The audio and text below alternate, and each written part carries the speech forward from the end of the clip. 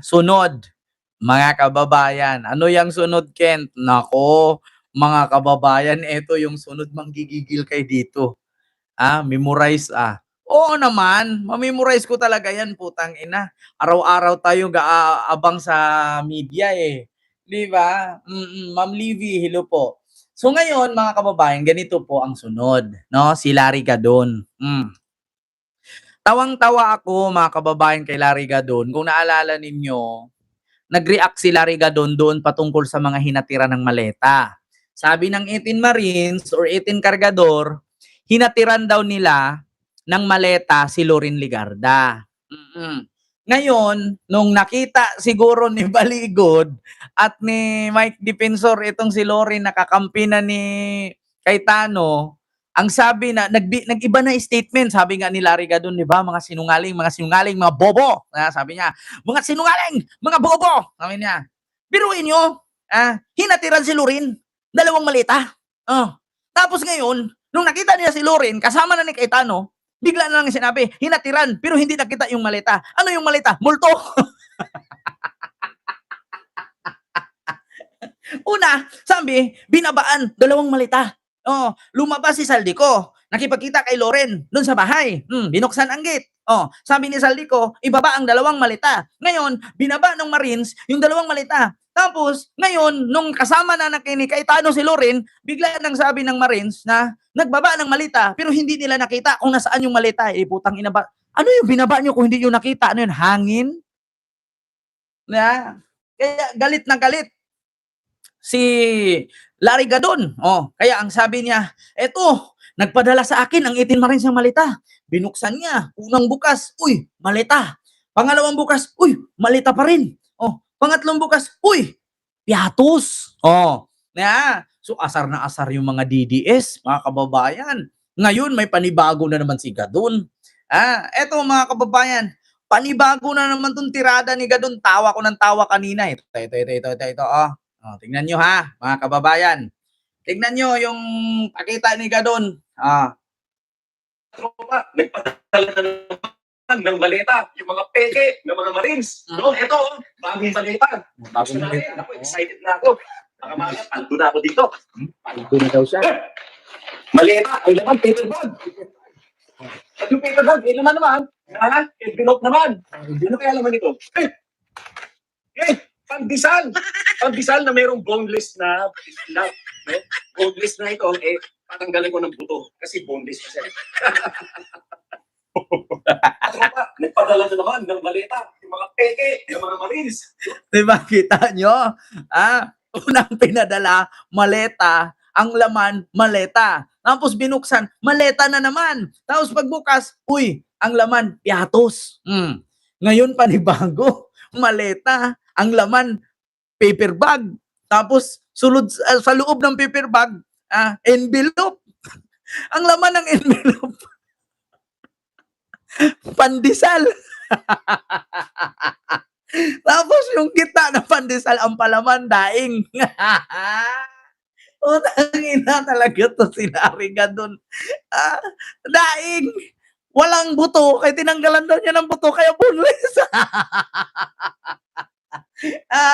Gago. Tangina. Asar na asar yung mga DDS kay Gadon eh. Piruin mo, ang laman pandesal, palaman daing. Tuyo sa Bisaya. Putang ina, ang daing nakababad sa suka, yun na may bawang at sibuyas at paminta. Or minsan bawang nga lang. Tapos kay Sarah, tuyo daw. Ano yun? Tapos boneless, tinanggalan ng buto. Kaya boneless. Pagkakaalam ko yung daing tinik yun eh. Ay naku mga kababayan. Kaya yung mga didis galit na galit kay Gadon eh.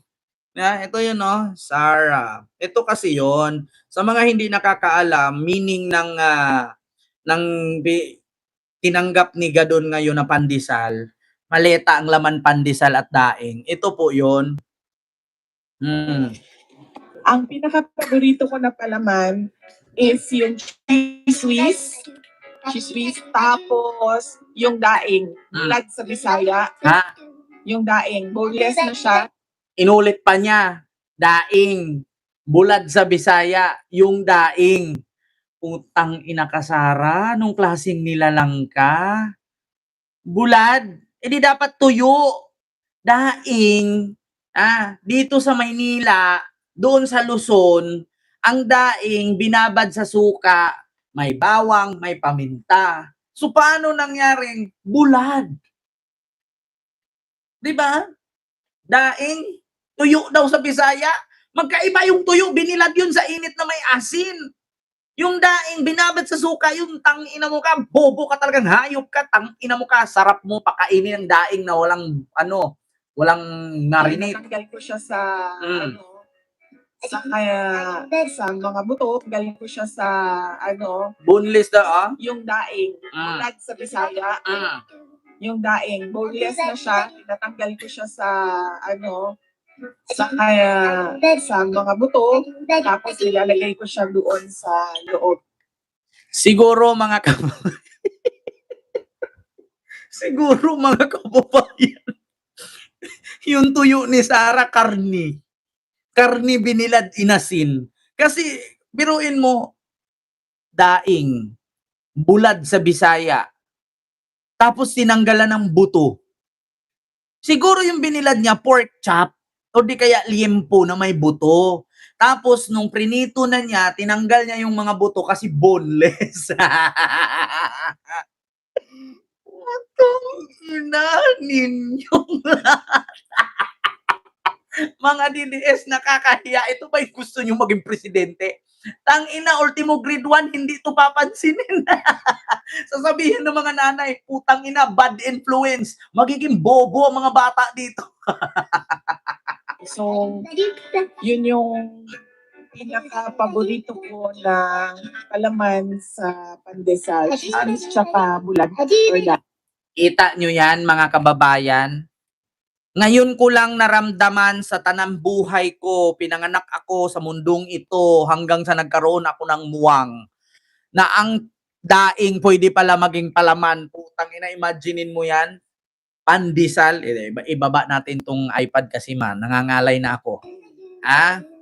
Biruin nyo pandesal to, hinati mo sa gitna. Ilagay mo yung daing, gawin mong palaman, sabay kagat. Putang ina, ano yung tsura? Hindi ka ba nasusuka? Hindi ka ba naduduwal nun? Pandesal, lagyan mo ng daing? Mga kababayan, anong klaseng isip meron siya? Diba, imagine ninyo, mga kababayan, bukas bibili ako ng bangos na daing na bangos, tapos prituhin ko. Tapos ilagay ko sa gitna ng pandesal. Tapos kakainin ko, puta, anong itsura nun? Ni kalaki-laki nung daing. O sige, hatiin natin yung daing. Di ba daing ganyan yon? O sige, hatiin natin tong kaputol, tapos ilagay natin sa pandesal. Sabay kain. Anong gagawin nun? Ngayon lang ako nakarinig na ang daing pinalaman sa pandesal. Buti nga si Sara hindi nagluto ng ng spaghetti na sinabawan tas hinaluan ng talbos ng kamote. Kasi ako dati nung nagbigay kami feeding program, mga kababayan sa Child Foundation, namigay kami ng pasta, spaghetti, yung sa Subanin doon sa amin, sa Mindanao. Subanin siya, marami, yung mga lumad. Nasa bundok. Nagbigay kami pasta, spaghetti, hotdog, cheese, at saka tomato sauce. Ang ginawa nila sa tomato sauce, minix sa kanin, kaya yung kanin pumula. Yung pasta, spaghetti, yung noodles, pinakulo nila sa tubig, nilagyan ng talbos. Putang ina, mga kababayan. Tapos may isda yung cheese. Tama lang, yung cheese ginawang mantika kasi mantika daw na natutulog yung cheese.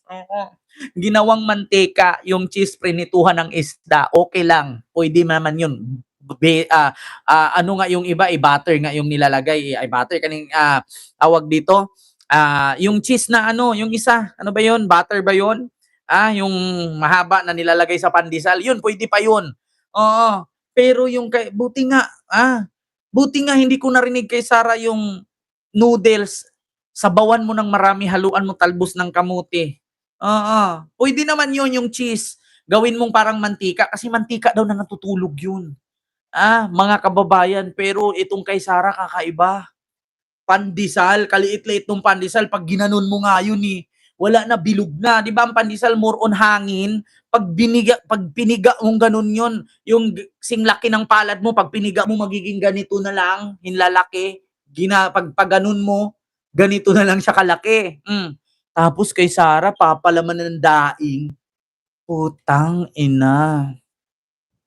Diba? Mga kababayan, saan ka nakakita?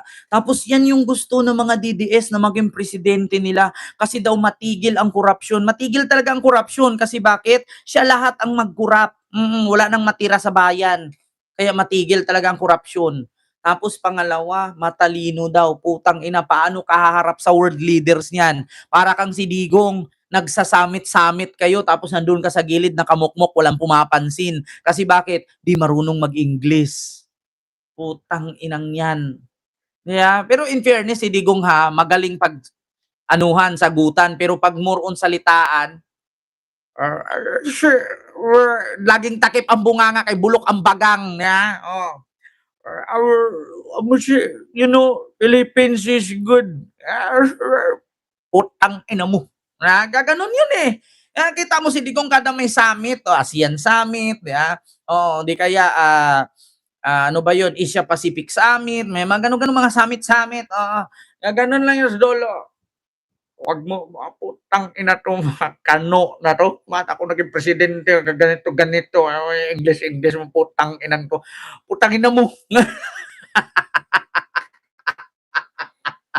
Ganun yun Okay. Tapos gaganon-ganon kamay yun Murag buang. Gaganon-ganon yung kamay Yoko, titingin-tingin. Who is your idol President Trump? Trump is my favorite is Trump. Why? Because Trump is good. Putang ina mga kababayan, ng hirap. Kaya kung napansin niyo si Digong, lagi niyang pinupuntahang lugar, China, Japan, Russia, kulang na lang North Korea Kasi hindi siya pwede sa Arab. Kapunta siya ng Arab, isang beses lang. Arab, isa, tapos Australia, hindi ko alam, Australia parang hindi yata kasi binastos niya yung madre. Tapos Amerika, hindi din siya tanggap sa Amerika, hindi siya binigyan ng visa. Kasi nga, nakaban siya, pati Europe. Hindi siya nakapunta sa Europe kasi persona non grata siya doon. Nakita niyo, saan kayo nakakita ng presidente ka? Tapos hindi ka pwedeng papuntahin sa Amerika at sa Europe kasi nakaban ka. Sa mga sinong hindi maniniwala dyan na nakaban si Digong? Eto Ito mga kababayan. Digong. So para malaman ninyo na si Digong ay talagang America and Britain invaded Iraq. Isa yan sa rason kung bakit siya binan sa Britain, sa Europe at sa Amerika. Bawal yan to reveal about hindi ko pinapansin ng Amerika sa administration ko. I never allowed any concession to them. Wala naman silang hiningi sa akin direkta because I know na alam nila na hindi talaga ako papabayag. For example, EDCA. It's simple. Kaya hindi pumayag si Digong na makipagkaibigan sa Amerika kasi nga bininta niya ang Spratly Island sa China. Pag pumasok ang Amerika dito, ang China hindi makabuhat ng building. Tingnan nyo, ang daming building na gawa. Ngayon, aagawin na naman. Tinayuan na naman ang China, mga kababayan. Isa yan sa rason, mga kababayan, ayaw ni Digong sa Amerika kasi daw noong pumunta daw siya noon kay Hanilet, hindi daw siya binigyan ng visa. Ay, Diyos ko. Kaya imbes na pumunta siya ng Amerika, susunod kay Hanilet, pumunta na lang sa Cagayan de Oro. Sino yung pinunta niya doon? Yung another jowa niya. Imbes na pumunta kay Hanilet, saan siya pumunta? Cagayan de Oro. Ay, Diyos ko, mga kababayan. Now, you know. Grabe, no? Ay, Diyos ko po. Si Digong, kung medyo bata-bata pa yun, parang ano yun, talo ata si Irap at si Vic Soto niyan, pati si Dolphy at si Bong Revilla Sr. Ah? Ay, nako. Oh, so yun lamang po ha, mga kababayan, yung ating reaksyones sa mga oras na ito, no? Maraming salamat po mga kababayan sa inyong lahat. Mag-ingat po kayo palagi at huwag niyo pong kalimutan mag-like, no? Mag-share at mag-subscribe. No, like po tayo.